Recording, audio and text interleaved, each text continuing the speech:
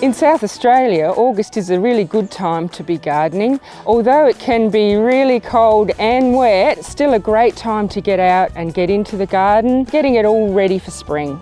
Here's a few ideas of things that you can do in your garden this August. In August in South Australia, it's all about gardenias, camellias and azaleas. Gardenias have some beautiful foliage and the fragrance that they will put out into your garden is just wonderful. They just love this part of the world and we love them in our gardens.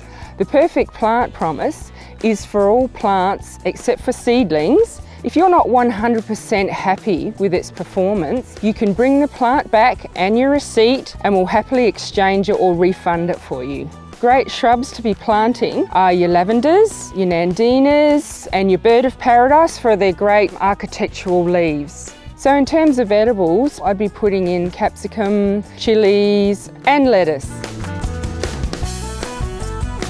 There are plenty of things to harvest now. You've got your cauliflower, your Asian greens, Brussels sprouts, chard, rainbow chard. They're looking absolutely fantastic at this time of year.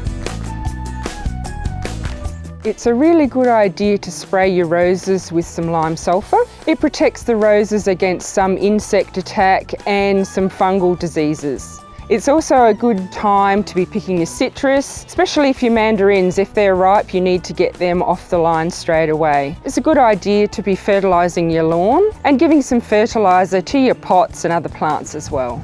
So there you go, there's no excuses. Get outside and get into the garden. It's a beautiful time of year.